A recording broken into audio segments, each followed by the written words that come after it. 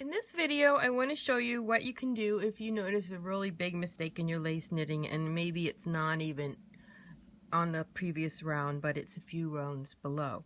So I am going to look at this piece here, and I'm going to pretend that I found a mistake here, and I found it on my plain round. So when I was knitting around my plain round, I wasn't ready to fix it. I wanted to think about it a little bit more.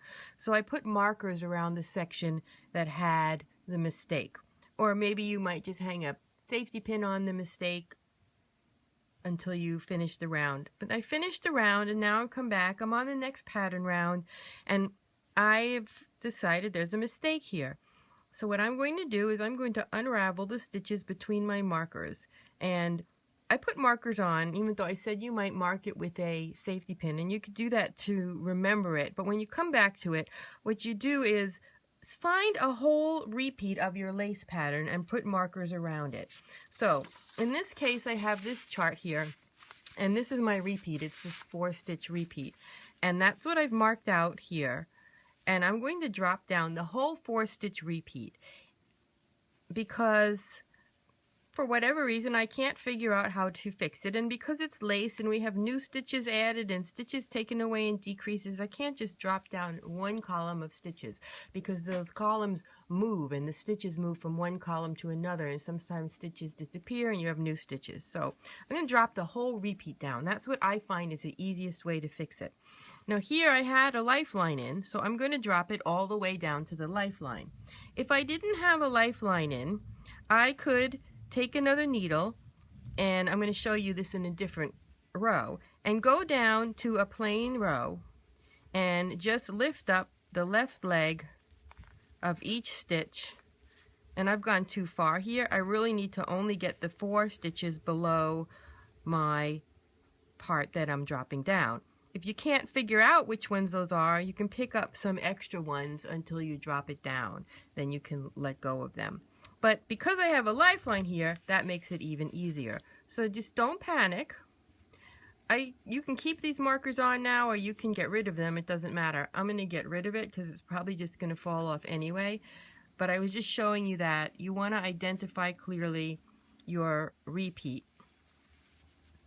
And I'm not going to use these needles that I'm knitting on to fix my mistake. So I'm going to pull my stitches up here, and you might even want to put point protectors on. I'm going to set my chart aside, and now I'm just going to pull this out row by row. Now some people like to take pins and pin all these strands out of the way, and I'm usually too lazy to do that.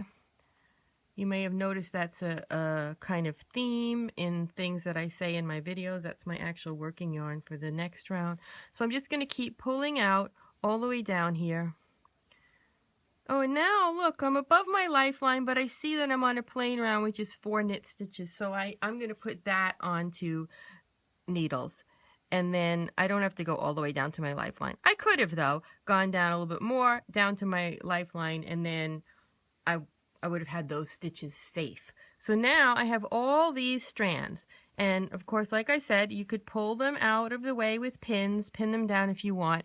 But you just want to make sure that you use them in order, starting from the one that's closest to where you are now. And what we're going to do is we're going to re-knit all of these rows following our pattern. So look at my chart here, and you see I undid the whole pattern stitch all the way down to the plain row. So I'll be on this first row of my pattern stitch, which is knit 2 together, yarn over, knit 2 together through the back loop. So I'm going to get another needle because I said I don't want to use these. It's too hard to try to use these needles to knit these stitches. So I'm going to go down here, make sure I'm getting my lowest strand, and I am going to use this to knit 2 together, yarn over, SSK, or knit 2 together through the back loop. So it's going to be a little fussy because I don't have a whole loose string of yarn attached to the ball. I have only a short section of yarn. So I'm going to have to just maybe hold the yarn and needles a little bit differently than I normally do. But see, I just did knit 2 together, yarn over, and now, oh, my stitch is on the needle in the wrong orientation. Well, that's okay because I was going to do knit 2 together through the back loop or SSK and turn it around anyway. But if I wanted to, I could put it that way. It doesn't matter. That's up to you. But anyhow, I'm going to now try to do that, knitting those two together with the back loop. And why is my yarn hanging there? Because I just did those two yarn overs, see? So it's coming off that yarn over. And now I'm going to have to pull it through these two stitches. And see there? I have finished that first round of the chart. Can you see the decrease slanting out, the two yarn overs, the decrease slanting out the other direction? It looks like that. Now I'm up to the next one. So I go here and I find the next string closest to the knitting. And now I'm on a plain round, but remember we have a double yarn over, so we have to knit and purl into it. And I'm knitting in the round, so I'm gonna keep going from right to left. And actually, even if I had knitted something flat with wrong side rows, if I was doing a repair, I would do everything from right to left on the knitting so that I could be sure that I don't have to think about going backwards or doing wrong side rows or anything. So here again, I'm pulling my chart in. You can see knit, knit, purl, knit. And that's only a purl because I have the double yarn over and you can't knit twice into it. So here I have knit, knit, purl, knit. Got my yarn. Knit, knit. Oh, now I've got to purl into this. So see, you just have to do the best you can. You can't always hold it exactly the way you would with your regular knitting, but you're just making stitches. Knit, knit, purl, knit.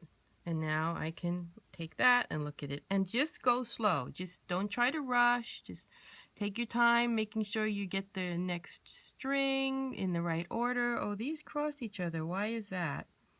Let's see, maybe I've got something wrong here. No, there must have been from the yarn over twisting or something, but this is definitely the one I want to use because it's coming out on the bottom. So I'm not going to worry about that. I'm just going to do the best I can to work with that one. I don't really know what I did before to get them twisted, but that's okay. I'm just going to knit across it to the end, and then I'll do the same with the following one, and it will hide whatever little twists there are on the wrong side of the work. So just to continue, when I go to my next chart row, it's yarn over, knit two together through the back loop, knit two together, yarn over. So get that next string there. This is the one closest to the needle on the side where I'm starting knitting. So I'm just going to go and work with it. Now I have to do a yarn over, so that's going to be a little fussy. Just do the best you can. Then SSK or knit two together through the back loop, whichever you've decided to use for your left slanting decrease. Okay, then knit two together. So I put the needle in there. Again, find my yarn, and you can see why some people might want to pin those out of the way so they're not getting in the way of you making those stitches for each row. And then a yarn over with that strand, and there I've got the 4 stitches. And then I lay it down and open it up again, see what's going on. I'm going to get the next one, and I'm going to do, what's the next one down there? I'm going to do knit, knit, purl, knit, because actually it's going to be purl, knit, knit, knit when I look at my chart. Purl, knit, knit, knit, because this was a part of a double yarn over from another section of the repeat, perhaps. If I was repeating this across, you can see how I'd go yarn over, decrease, decrease, yarn over, yarn over. I'd end up with the double decrease, double yarn over. But that's what I did there. And now I'll just keep going and doing that over and over again. And when I get done, I'll have worked up that whole column again. Now my tension might be a little bit different. I might have a loose section along the edge. I can adjust that manually, but usually I just wait until it's blocked. And let me finish this and then I'll show you what it looks like. All right, here I am back up to the top of the knitting. You can see when I look down here, I'm just up to having only one strand of yarn attached, and it's the yarn that's attached to my ball. So I'm ready to just go across and work and pattern. If you take a look here, you can see the part where I fixed it is a little bit looser than the other part, and you know, that's going to happen sometimes, and you can decide if that's going to be a problem for you and you want to redo it completely. I think I did something wrong here, so I actually am going to drop this down and do it one more time if I can't figure out what's looking funky there. And so you have to have patience to do this, but to me, later on in this particular project, which is a big circular shawl, when I have 800 stitches in a round, well, it's worth it to me to do this once or twice and not have to rip out and reknit 800 stitches to fix maybe 24 or 32 stitches, whatever it is. So I hope you find that helpful. And remember, whether you're going to do that or rip out all those stitches, the lifeline is really a lifesaver in being able to do that.